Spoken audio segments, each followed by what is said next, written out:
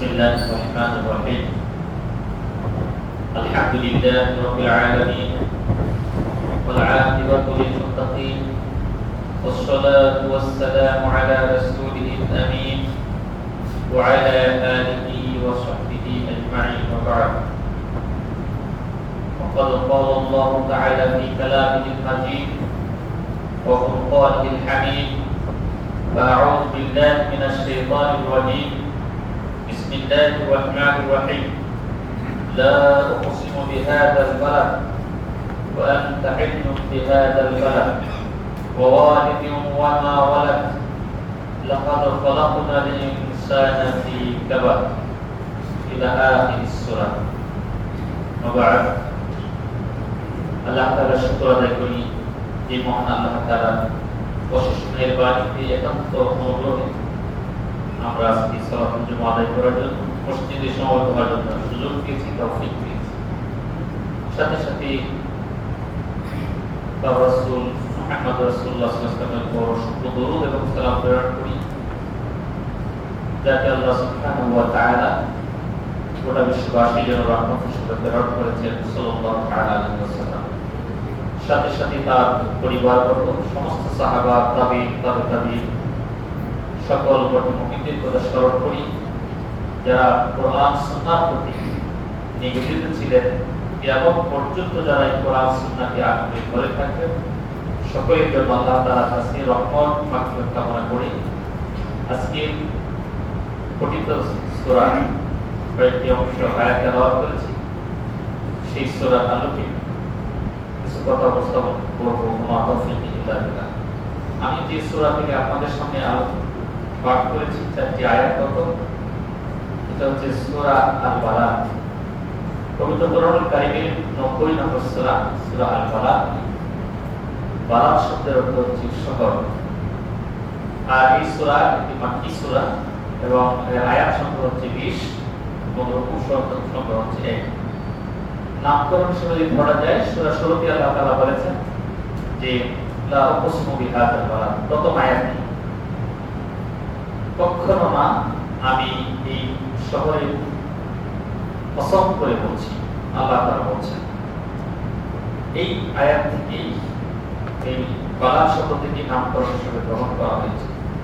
এই সূরাটি রাসূলুল্লাহ সাল্লাল্লাহু আলাইহি ওয়াসাল্লামের মাক্কি জীবনে যখন রাসূলুল্লাহ সাল্লাল্লাহু আলাইহি ওয়াসাল্লাম বিভিন্ন জুলুম নির্যাতন চলছিল, যখন তাকে বিভিন্নভাবে অপদস্থ করা হচ্ছিল, বিভিন্নভাবে তাকে হেনস্থ করার জন্য চেষ্টা করা হচ্ছিল, রাসূলুল্লাহ সাল্লাল্লাহু আলাইহি ওয়াসাল্লাম যে আদর্শ তাদের সামনে পেশ করেছেন তা নিয়ে তারা কোনো পার্থক্য দেয়নি, বরং বিভিন্ন বাজে মন্তব্য করেছে। রাসূল পাগল বলেছে, কবি বলেছে, শায়ের বলেছে, প্রণব বলেছে, এই গুরুত্বপূর্ণ কথাবার্তা রাসূলের সাথে তারা বলেছে।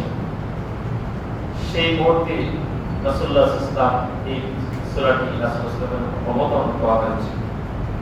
এখানে প্রথমে মক্কা শহরের কথা নিয়ে আসা হয়েছে, কারণ মক্কা শহর ছিল তখনকার সময় সবচেয়ে প্রসিদ্ধ শহরের সবাই জানত।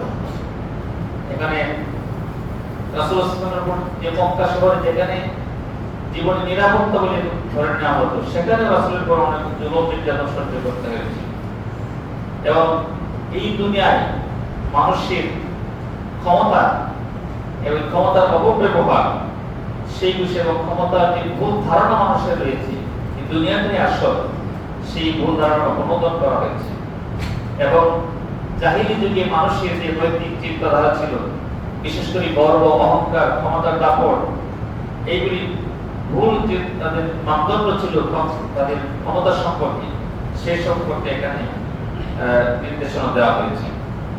বিশেষ করে মানুষের অর্থ উপার্জন, অর্থ ব্যয় করে সুনাম সুখ্যাতি অর্জনের যে তাদের ভিতরে যে একটা দুশ্চরিত্র যে ছিল, খারাপ প্রবণতা ছিল, সেই সম্পর্কে এখানে বলা হয়েছে। এরপরে মানুষের জ্ঞানের বিভিন্ন উপকরণ আল্লাহ তাআলা দিয়েছেন, মানুষকে জ্ঞানী করার জন্য, বিচক্ষণ করার জন্য যে উপকরণগুলি দিয়েছেন, সে সম্পর্কে এখানে আলোচনা করা হয়েছে। এরপরে শুধু জ্ঞানের উপকরণই দেন নাই, এবং মানুষ সঠিক পথের সন্ধান কিভাবে পাবে, সেই সঠিক পথের সন্ধান আল্লাহ তাআলা এই সূরার ভিতরে দিয়েছেন। বিশেষ করে এই দুটি পথ আল্লাহ তাআলা দিয়েছেন, একটি গিরি পথ, এখানে বলা হয়েছে দুর্গম পথের কথা বলা হয়েছে, একটা সঠিক পথ আর একটা বেঠিক পথ। এই সঠিক পথের কিছু চিহ্ন নমুনা, সঠিক পথের কিছু নিদর্শন এখানে আল্লাহ তাআলা দিয়েছেন, যেমন এতিম মিসকিনের প্রতি দয়া, দরিদ্রের প্রতি সহানুভূতি, দাস মুক্তি, তারপরে পরস্পরের সবরের উপদেশ, এরপরে পরস্পরের রহমতি হওয়ার উপদেশ, এগুলি এই সূরাতে আল্লাহ তাআলা দিয়েছেন। পরিশেষে এই যত গুণী অর্জন করুক না কেন তার জন্য শর্ত হচ্ছে ঈমান আনয়ন করতে হবে, এবং সেই ঈমানের উপর অবিচল থাকতে হলে যে ধৈর্য ধারণ করতে হবে সেই বিষয়ে এখানে বলা হয়েছে। সম্মানিত ভাই, প্রথমে আল্লাহ তাআলা বলেছেন লা উকসিমু বিহাযাল বালাদ, কখনো না আমি এই শহরে কসম করে বলছি। না শব্দ দ্বারা আল্লাহ তাআলা শুরু করেছেন, না শব্দ উল্লেখ করে আল্লাহ তাআলা শপথ করেছেন।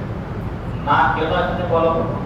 এই না বলার কারণ হচ্ছে বাতিল সম্প্রদায়, কাফের মুশরিক সম্প্রদায়, যারা রাসূল সাল্লাল্লাহু আলাইহি ওয়াসাল্লামের বিরোধী ছিলেন, তাদের যে চিন্তা চেতনা ছিল দুনিয়া সম্পর্কে, এতে দুনিয়ার সুখ দুঃখ এখানেই যা কিছু, পরকালে আর কিছু নাই। এই দুনিয়াটার উদ্দেশ্য হচ্ছে শুধু খাও দাও ফুর্তি করো, আনন্দ উল্লাস আমোদ প্রমোদ এর ভিতরে দুনিয়াটা অতিবাহিত করতে হবে।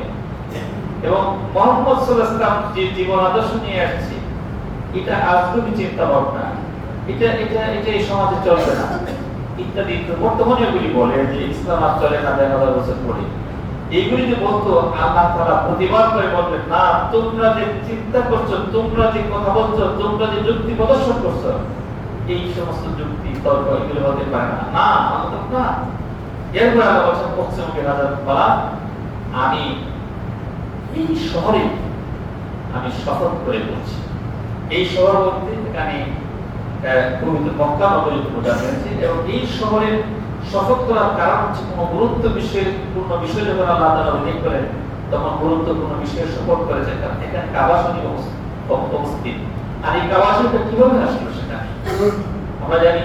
জাতির পিতা হযরত ইব্রাহিম আলাইহিস সালাম, তিনি তার সন্তান এবং তার স্ত্রীকে যেভাবে রেখে এসেছিলেন এই কাবা শরীফ এলাকায়, সেখানে নির্জন এলাকা ছিল, কেউ বসবাসের মধ্যে ছিল, কোনো মানুষ আশেপাশে বসবাস করতো না। সেখানে এই জায়গা তিনি আবাদ করেছেন, আল্লাহর কাছে তিনি দোয়া করেছেন, তিনি কাবা ঘর নির্মাণ করেছেন, সারা বিশ্ববাসীকে তিনি দাওয়াত দিয়েছেন এখানে হজ করতে আসার জন্য। এবং সেখান থেকে সেটা যে আবাদ সারা বিশ্বে যে প্রসিদ্ধ অর্জন করেছে, এবং সারা বিশ্ব থেকে সেখানে লোকজন আগে গিয়েছে, রাসূলের আগমনের পূর্বেও গিয়েছে এবং পরে এখন বর্তমান তো আছে। যে ইসলামের কেন্দ্র বলতে হচ্ছে যেটাকে উম্মুল কুরা বলা হয়, বালাদ মানে শহর বা গ্রাম, আর উম্মুল কুরা এই প্রণয়নকারীকে বলা হয়েছে এই গ্রামটাকে, এই কাবা কেন্দ্রিক হারাম এই এলাকাটা মক্কা, এর একটি উম্মুল কুরা হিসাবে আল্লাহ সুবহানাহু ওয়া তাআলা উল্লেখ করেছেন। সমস্ত জনপদের সমস্ত শহরের জননী মূল হচ্ছে এই মক্কা নগরী। এই শপথের আরো কারণ হলো এটার ইতিহাস অনেক ঐতিহ্য রয়েছে, ইতিহাস অনেক প্রাচীন ইতিহাস, এবং এখানে রাসূল সাল্লাল্লাহু আলাইহি ওয়াসাল্লামের জন্মস্থান। এখানে হারাম শরীফের এলাকা আছে, হারাম মানে হচ্ছে নিষিদ্ধ, তার মানে এই কাবা ঘরের আশপাশে কিছু এরিয়া নির্ধারণ করা আছে, রাসূল নির্ধারণ করেছেন এখানে কোনো খুন খারাপি, কোনো হত্যা, ইভেন কোনো প্রাণীকে হত্যা করা সেখানে নিষেধ করা হয়েছে। এই জন্য এই সম্পর্কিত এখানে এই সকলের শপথ আল্লাহ তাআলা করেছেন। এবং সবচেয়ে বড় কথা যে তাওহীদের একটা কেন্দ্রবিন্দু, এখানে সারা বিশ্ব থেকে লোকজন সেখানে ঘোষণা করে লাব্বাইক আল্লাহুম্মা লাব্বাইক লা শারীকা লাকা লাব্বাইক। এখানে তাওহীদের এখানে প্রচার কেন্দ্র এই কাবাকে, হজ উমরার মাধ্যমে সেগুলি সারা বিশ্বতে মুসলমান করে থাকেন। এরপর আল্লাহ তাআলা বলছেন ওয়ান তাহিল্লু বিহাযাল বালাদ, রাসূলকে লক্ষ্য করে আল্লাহ তাআলা বলছেন হে রাসূল, আপনি দুঃখ কষ্ট পাওয়ার কিছু নেই, আপনাকে যারা অপবাদ দিচ্ছে, আপনার উপর অত্যাচার করছে, বিভিন্ন উপহাস করছে, আপনাকে কষ্ট দিচ্ছে, নির্যাতন করছে, এখানে দুঃখ কষ্টের কিছু নেই। আপনি এই মক্কা নগর হচ্ছে আপনার জন্য বৈধ সফর অবস্থানের স্থান, এখানে আপনি অবস্থান করবেন। এখানে যুদ্ধ বিগ্রহ এখানে নিষিদ্ধ হলেও আগের থেকে যুদ্ধ বিগ্রহ নিষিদ্ধ ছিল, কিন্তু রাসূলুল্লাহ সাল্লাল্লাহু আলাইহি ওয়াসাল্লাম এই ইসলামের দাওয়াত দেওয়ার কারণে, তাওহীদের বাণী প্রচার করার কারণে রাসূলুল্লাহ সাল্লাল্লাহু আলাইহি ওয়াসাল্লামকে সেই এই যুদ্ধ বিগ্রহ নিষিদ্ধ এলাকা, হারামের এলাকা পর্যন্ত রাসূলুল্লাহ সাল্লাল্লাহু আলাইহি ওয়াসাল্লাম সেখানে তাকে নির্যাতন সহ্য করতে হয়েছে, তাকে অত্যাচারিত হতে হয়েছে। এর কারণ হচ্ছে যে যারাই যুগে যুগে এই দাওয়াত নিয়ে এসেছেন তারাই অত্যাচারিত হয়েছেন, তাদেরকে বিভিন্নভাবে নির্যাতন সহ্য করতে হয়েছে, তাদেরকে অনেক কষ্ট ক্লেশ, অনেক নির্যাতনের শিকার তাদেরকে হতে হয়েছে। সম্মানিত হাজিরিন, এরপরে আল্লাহ তাআলা বলেছেন ওয়ালিদু ওয়া মা ওয়ালাদ, এবং তিনি শপথ করেছেন পিতা এবং সন্তানে। পিতা যা জন্ম দেয় এবং সন্তানের আল্লাহ তাআলা এখানে শপথ করেছেন। এখানে পিতা বলতে মানুষের যে মূল হযরত আদম আলাইহিস সালামের প্রতি ইঙ্গিত করা হয়েছে, যেখান থেকে মানুষের সূচনা, এবং তার থেকে যত সন্তান কিয়ামত পর্যন্ত আসবে এই সকল সন্তান হচ্ছে এই ওয়ালাদ বর্ণনা। ওয়ালাদ মানে যা সে জন্ম দিয়েছে। এখানে একটা ছোট্ট কথার মাধ্যমে, বিশেষ করে এই সূরায় ছোট্ট কয়েকটা আয়াতের মাধ্যমে এত ব্যাপক বিষয়টা আলোচনা করা হয়েছে। এই সূরাটা যদি কেউ চিন্তা করে, গবেষণা করে, সেই অনুযায়ী আমল করে, তার জীবন জন্য যথেষ্ট হয়ে যাবে। ছোট্ট ছোট্ট বাক্যের মাধ্যমে, শব্দের মাধ্যমে এখানে আল্লাহ তাআলা অনেক ব্যাপক গভীর বিষয়টা আল্লাহ তাআলা ফুটিয়ে তুলেছেন। এখানে আল্লাহ তাআলা বলেছেন যে আদম থেকে যত সন্তান, সকল মানুষের শপথ কিন্তু আল্লাহ তাআলা এখানে বলেছেন। কোন সৃষ্টি শপথ করা আল্লাহর জন্য বৈধ, কোন প্রাণীর জন্য, কোন মানুষের জন্য সেটা বৈধ নয়। মানুষ কখনো কোন সৃষ্টিকে নিয়ে শপথ করতে পারে না। কোরআন নিয়ে শপথ করে, ছেলের মাথা হাত দিয়ে শপথ করে, এটা শুধু আল্লাহর জন্য শুধু সৃষ্টিকে নিয়ে শপথ করা। মানুষের শপথ করতে হলে আল্লাহ বলে আল্লাহর নামে শপথ করতে হবে। এখানে আল্লাহ তাআলা বলেছেন যে সমস্ত মানুষকে অন্তর্ভুক্ত করেছেন, এবং সূরা নিসা শুরুতে বলা হয়েছে ইয়া আইয়ুহান নাস ইয়া আইয়ুহাল্লাযীনা আমানু রাব্বাকুমুল্লাযী খালাকাকুম মিন নাফসিন ওয়াহিদা। এই মানুষ, এই বান্দা, এই মানুষ সকল, তোমরা ভয় করো ওই আল্লাহকে যিনি তোমাদেরকে সৃষ্টি করেছেন মিন নাফসিন ওয়াহিদা, একই সত্তা, একই সত্তা থেকে আদম থেকে হাওয়া, এরপরে আদম এবং হাওয়া আলাইহিস সালাম থেকে সমস্ত মানুষ সৃষ্টি হয়েছে। এরপরে আল্লাহ তাআলা বলেছেন মানুষ সৃষ্টি, মানুষের শপথ করে আল্লাহ তাআলা বলেছেন যে মানুষকে সৃষ্টি করলাম, তাকে কি প্রকৃতি দিয়ে বা কি উপকরণ দিয়ে তাকে সৃষ্টি করেছে, আল্লাহ তাআলা এখান থেকে বলা শুরু করছেন লাকাদ খালাকনাল ইনসানা ফি কাবাদ। আমি মানুষকে সৃষ্টি করেছি কষ্ট, ক্লেশ দিয়ে, পরিশ্রম দিয়ে, সাধনা দিয়ে। মানুষের সৃষ্টিটাই হচ্ছে এখানে পরিশ্রম আর পরিশ্রম। এখন কেউ যদি চিন্তা করে দুনিয়াতে সুখ ভোগের জন্য শুধু আল্লাহ তাআলা পাঠিয়েছেন, শুধু বসে বসে খাবে, আনন্দ করবে, ফুর্তি করবে, সম্পদ অর্জিত হয়েছে যেভাবে হোক না কেন অর্জন করে আনন্দ তৈরি করতে হবে, না, আল্লাহ তো বলেন নাই। কিছু কিছু মানুষ যাতে বসে বসে খায়, মানে সময়ের সম্পদ সব বিক্রি করে দেয়, মানে সম্পদ নষ্ট করে, আনন্দ করে, ফুর্তি করে, বিভিন্ন আড্ডায় জড়িত হয়, যা কিছু মন চায় সেটাই করে, নফসের মানে তার নিজের নফসে লাগোয়া মাদার আছে তারিত হয়ে সেই মানে সে নিজেকে নষ্ট করে, পরিবারকে নষ্ট করে, নিজের পজিশনকে নষ্ট করে। কারণ মানুষ আসলে পরিশ্রম করতে রাজি না। আল্লাহ তাআলা বলছেন লাকাদ খালাকনাল ইনসানা ফি কাবাদ, আমি মানুষকে তো পরিশ্রম দিয়ে সৃষ্টি করেছি। আদম আলাইহিস সালামের সন্তানরা কি করতেন? তারা জঙ্গলে কাঠ কাটতেন। আমাদের এখন আধুনিক যুগ, এখন অনেক কিছু পরিবর্তন হয়েছে। প্রথম অবস্থায় মানুষের জীবন যেমন কত কষ্ট তারা করেছে, সেই জঙ্গলে কাঠ কাটতো তারা, তারপরে সেটা প্রাণী শিকার করতো, সেই শিকার করে রান্না বান্নার তেমন কোনো ব্যবস্থা ছিল না, অনেক সময় কাঁচাই তারা খেত, তারপরে আগুনের ব্যবস্থা করতো, বিভিন্নভাবে পরিশ্রম করে তারা চলেছে।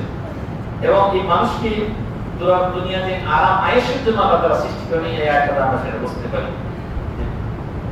মানুষের দেখে এই কষ্টটা কোথা থেকে শুরু হয়?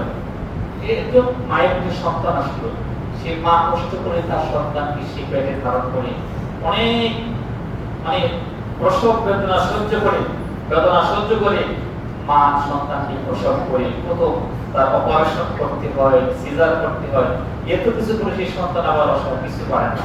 এরপরে সে কান্নাকাটি শুরু করে, এরপরে মা তাকে দুধ খাওয়ায়, তাকে আস্তে আস্তে বড় করে, এরপরে একটু হাঁটা শিখতে হলে তাই কত পরিশ্রম করতে হয়, আসার গায়ে পড়ে যায়, একটু আন্দোলা দেয়, এইভাবে দেখেন কষ্ট দিয়ে কিন্তু মানুষের জীবনটা এর সূচনাটা এরকম। তারপর তাকে জীবিকা নির্বাহের জন্য, পড়াশোনার জন্য তাদের বসে থাকে শুধু পরিশ্রম আর পরিশ্রম। এখন আমরা দুনিয়ার জন্য পরিশ্রম করি, সবাই জাগতিক চিন্তা করে পরিশ্রম করি, আমরা তো শুধু এই পরিশ্রমের জন্য পাঠান নাই, আমার পরকালীন সম্পদ করার জন্য তোমাকে পরিশ্রম করতে হবে। এই কথাগুলি আল্লাহ তাআলা এই সূরাতে বলেছেন।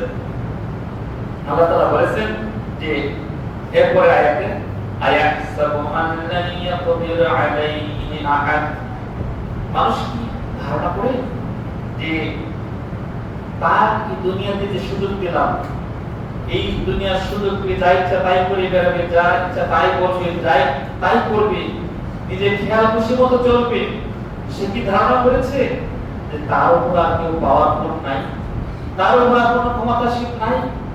এটা কি সে ধারণা করেছে? মানুষের একটা পরিকল্পনা, মানুষের একটা চিন্তা, যা সে নিয়োগ করছে বা যা সে পরিকল্পনা করেছে, যে কোনো মুহূর্তে সেটা ধরিষ্ঠা হয়ে যেতে পারে, যে কোনো মুহূর্তে। আপনি একবার চিন্তা করছেন, হয়ে যাবে আর একটা মুহূর্তের ভিতরে। আমরা বলতে পারি যে আপনি একরকম চিন্তা করছেন, আপনি একটা বাগান করেছেন, মুহূর্তের ভিতরে একটা ঘূর্ণিঝড় হয়ে ঝড় তুফানে আপনার ফসল মাঠ সবকিছু নষ্ট করে দিল। অনেক মানুষেরা বিভিন্ন কলা আবাদ করে দেখেন না, একটা ঝড় হয়ে যায়, বিঘা বিঘা কলা গাছ একদম লাশের মতো পড়ে থাকে। এই মুহূর্তের ভিতরে একটা ঘূর্ণিঝড়, একটা জলোচ্ছ্বাস, একটা ভূমিকম্প, একটা প্রাকৃতিক যে কোনো দুর্যোগ, একটা মহামারী, আপনার সমস্ত পরিকল্পনা প্ল্যান সেগুলি মুহূর্তের ভিতরে শেষ হয়ে যায়। দুনিয়া থেকে আপনারা দেখান, এই দিক থেকে মানুষ মনে করা উচিত আমি ক্ষমতা পেয়েছি দুনিয়া ভোগ করার, আমি আমি আমি রাষ্ট্রপ্রধান হয়েছি, আমি প্রধানমন্ত্রী হয়েছি, আমি ইউনিয়নের চেয়ারম্যান হয়েছি, যা ইচ্ছা তাই করব না। এটা মনে রাখা উচিত তার উপরে একজন বড় ধরনের ক্ষমতাবান আছেন, সত্তা আছেন, তিনি হচ্ছেন আল্লাহ সুবহানাহু ওয়া তাআলা, যেগুলি তিনি বিভিন্নভাবে মানুষকে ঘায়েল করতে পারেন।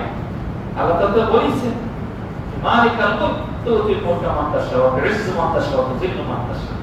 তিনি রাজ, সমস্ত রাষ্ট্র তিনি মালিক, তিনি যাকে ইচ্ছে সম্মানিত করেন, অপমানিত করেন, যাকে ইচ্ছা রাজত্ব দান করেন, যার থেকে ইচ্ছা কেড়ে নেন। সম্মানিত হাজিরিন, অন্য জায়গায় আল্লাহ তাআলা বলেছেন যে আয়াহসাবুল ইনসানু আইয়ুতরাকা সুদা, মানুষ কি ধারণা করেছে যে তাকে এমনিতেই তাকে ছেড়ে দেওয়া হবে, তাকে কোনো পরীক্ষা নিরীক্ষা করা হবে না, তার জন্য কোনো দুনিয়াটা তার জন্য শেষ হবে, পরকালে তার কোনো হিসাব নিকাশ হবে না, হিসাব নিকাশ অবধারিত তার জন্য।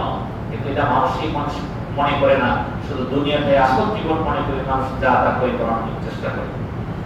এরপর এই দুনিয়া যারা বড়াই করে, যারা দুনিয়ার সুনাম সুখ্যাতির জন্য কাজ করে, তাদের ব্যাপারে আল্লাহ তাআলা বলেছেন ইয়াকুলু, ওই সমস্ত ব্যক্তিরা কি বলে, খালাকতু মালান রুবাদা, আমি অজস্র সম্পদ আমি কি করেছি, অপচয় করেছি, আমি বিনাশ করে দিয়েছি, হালাক করে দিয়েছি, ধ্বংস করে দিয়েছি।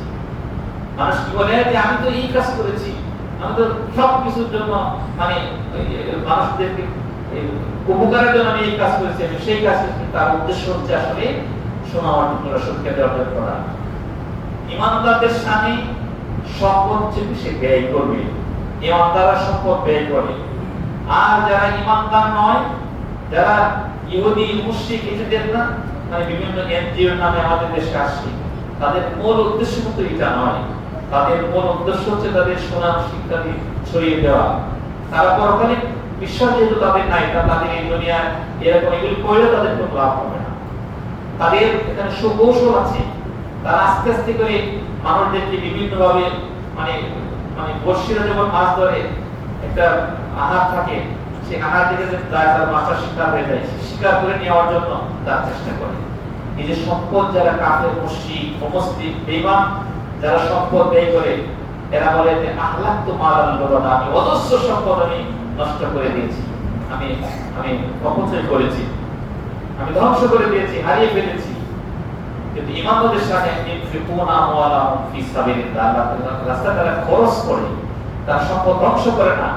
এটা ইমানদের বিপরীত যারা কাজ করে, ইমানের বিপরীত, ইসলামের বিরুদ্ধে যারা সম্পদ নিয়ে কাজ করে, ইসলামকে প্রতিষ্ঠা করার কাজ না করে যারা অন্য খাতে সম্পদ ব্যয় করে, বা দুনিয়ার শুধু আনন্দ উল্লাসের জন্য সম্পদ ব্যয় করে, তাদের ব্যাপারে আল্লাহ তাআলা বলেছেন ওই সমস্ত লোকেরা এটাই বলে যে হালাক তো মাল কথা, এরা শুধু নাম কামানোর জন্য ইসলামের বিরুদ্ধে যারা ব্যয় করে, তাদের ব্যাপারে আল্লাহ তাআলা বলেছেন ইন্নাল্লাযিনা কাফারু ইনফিকুনা আমওয়ালাহুম লিয়াসুদ্দু আন সাবিলিল্লাহ, নিশ্চয়ই যারা কুফরি করে তারা তাদের সম্পদকে ব্যয় করে কি কারণে?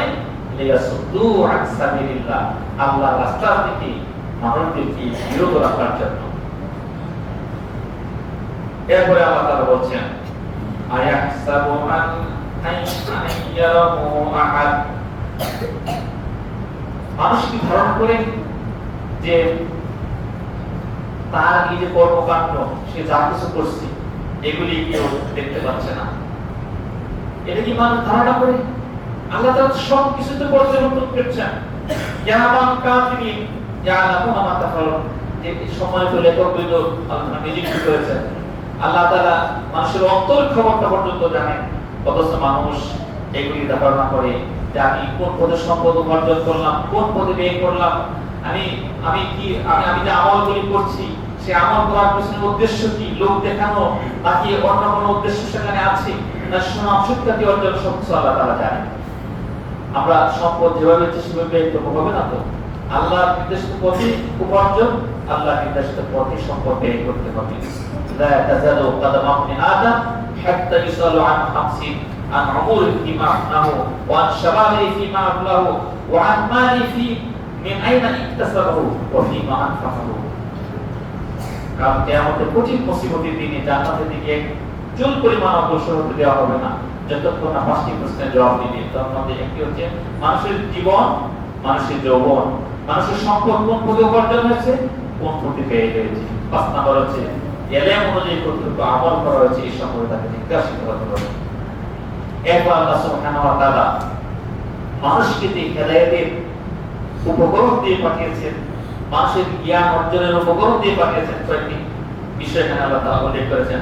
আলাম নাজআল লাহু আইনাইনি ওয়া লিসানাও ওয়া শাফাতাইন, আমি কি তাকে দুটি চোখ দিই নাই?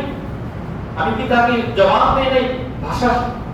ভাষা প্রকাশ করার যে শক্তি, জিহ্বা তাকে আমি দিই নাই? ওয়া শাফাতাইন, কথা বলার জন্য দুটি ঠোঁট দিয়েছি। এইগুলি কিসের জন্য আল্লাহ তাআলা দিয়েছেন?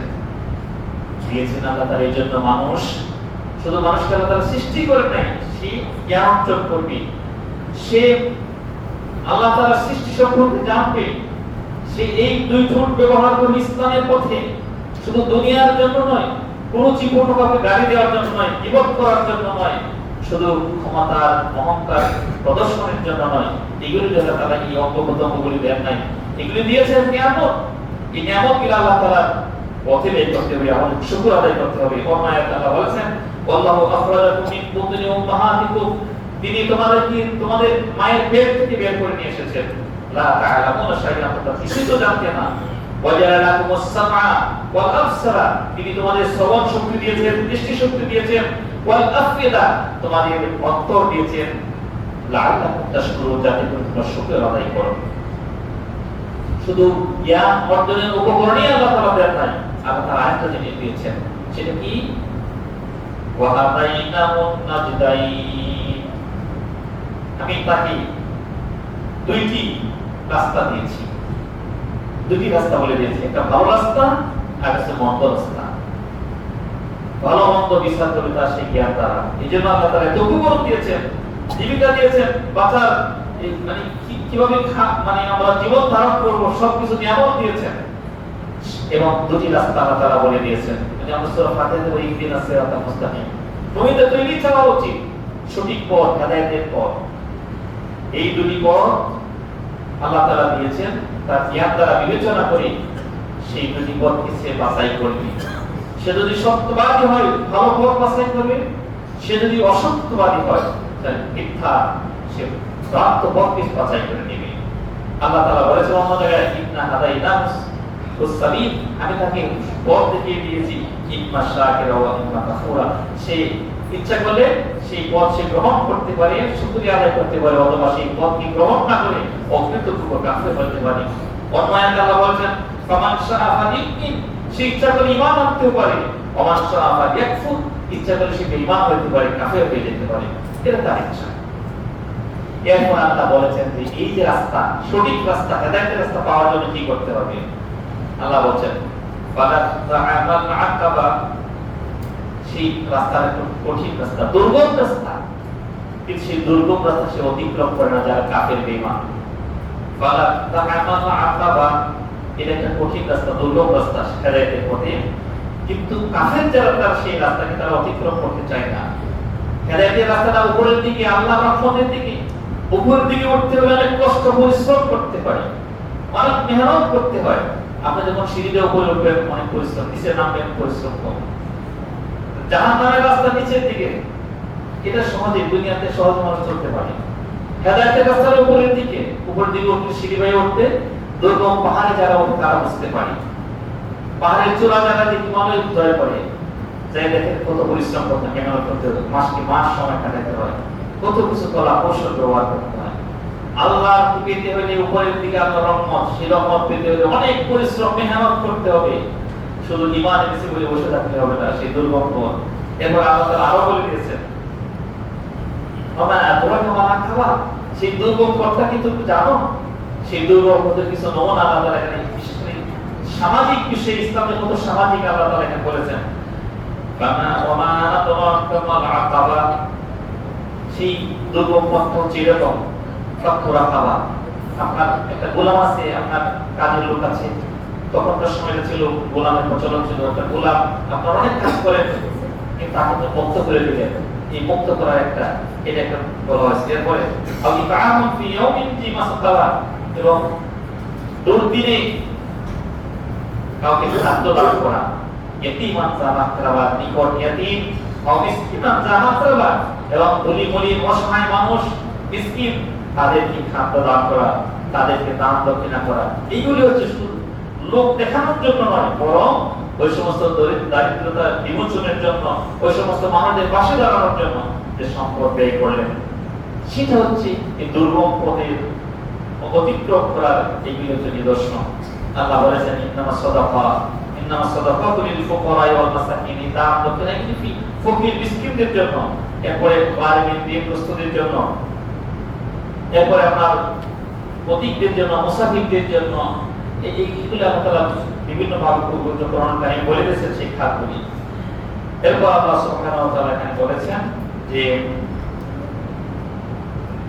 বিশেষ করে আপনি কাউকে, একজন বিধবা নারী, একজন অসহায়, তার পাশে দাঁড়াবেন, সেভাবে আল্লাহ রাসূল বলেছেন যে আসসাই আলা আরমিনা ওয়াল মাসাকিন কাসাই ফি সাবিলিল্লাহ, এরকম বিধবা অসহায় নর নারী যারা আছে, মিসকিন যারা আছে, তাদের পাশে দাঁড়ানো, তাদের সহযোগিতা করা, আল্লাহর সাথে জিহাদ করার সমতুল্য সওয়াব আল্লাহ তাআলা বলেছেন। এরপর সর্বশেষ আল্লাহ তাআলা বলেছেন সুম্মা কানা মিনাল্লাযিনা আমানু ওয়া তাওয়াসাউ বিস-সাবরি ওয়া তাওয়াসাউ বিল মারহামা, এরপর যারা কি করে ঈমান আনয়ন করে, এবং এই ভালো কাজগুলির কথা বলা হলো, দুর্গম পথ অতিক্রমকারীদের কথা কিছু বৈশিষ্ট্যের কথা বলা হলো, এগুলি কারা লাভবান হবে? যারা ঈমান আনয়ন করবে। এবং সেই কাজগুলি করতে হলে আরেকটা জিনিস লাগবে কি? ধৈর্য, ওয়া তাওয়াসাউ বিল মারহামা, এবং পরস্পরের রহমশীল হওয়া, সেই একজনের প্রতি দয়াবান হওয়া, এইগুলি বিশেষের দিকে আল্লাহ তাআলা বলেছেন যারা এই কাজগুলি করবে এবং ঈমান আনয়ন করবে, ধৈর্য ধারণ করবে, তার কষ্ট ছাড়া কোনো ইসলামের ঈমানের পথটা মানে ধৈর্য। ঈমান আনলেন তার মানে আপনার ধৈর্যের পরীক্ষা আপনার শুরু হয়ে গেল, আপনার শেষ নাই, সীমা নাই। এই জন্য ধৈর্যের কথা বিশেষভাবে এখানে বলা হয়েছে। যারা ধৈর্য ধারণ করবে, যারা পরস্পর দয়াশীল হবে, তাদের ব্যাপারে বলছেন উলাইকা আসহাবুল মাইমানা, তারা হচ্ছে ডানপন্থী, ডান হাতে আমলনামা পাবে। আর যারা এর বিপরীত করবে, কাফের কুফরি করবে, তাদের ব্যাপারে আল্লাহ তাআলা বলছেন ওয়াল্লাযিনা কাফারু বিআয়াতিনা হুম আসহাবুল মাশআমা, যারা কুফরি করবে, আল্লাহর এই কোরআন মানবে না, নবীকে মানবে না, যারা দুনিয়াকে নিয়ে ব্যস্ত হয়ে পড়বে, তারা হচ্ছে আসহাবুল মাশআমা, তারা হচ্ছে বামপন্থী। আলাইহিম নারুন মুসাদা, তাদেরকে আবদ্ধ আগুনে তাদেরকে আটকে রাখা হবে। সময় তো হাজির, সুতরাং এই সূরার যে বিষয়গুলো আমরা আলোচনা শুনলাম বিশেষ করে ইমানের প্রতি টিকে থাকতে হলে যে কাজগুলি আমাদের করা দরকার, সমাজের কল্যাণমূলক কাজগুলি কি কি সেগুলি আল্লাহ তাআলা এখানে চোখে আঙ্গুল দিয়ে দেখিয়ে দিয়েছেন। আমাদের যে নিয়ামত দিয়েছেন, আমাদের যে জীবন উপকরণ দিয়েছেন, আমাদের চোখ দিয়েছেন, হাত দিয়েছেন, পা দিয়েছেন, সেগুলো আমরা কোন পথে ব্যবহার করছি? ইমানের প্রতি, ইসলামের প্রতি, কোরআনের প্রতি, না অন্য কিছু দুনিয়ার শুধু লোক লালসার জন্য, দুনিয়া হাসিলের জন্য? সেই হিসাবে তো আল্লাহ তাআলার কাছে আমাদের দিতে হবে। আসলে আমরা সাবধান হয়ে আল্লাহ তাআলা আমাদের তৌফিক দান করুন। ওয়া সাল্লাল্লাহু আলা মুহাম্মাদ ওয়া আলিহি ওয়া সাহবিহি।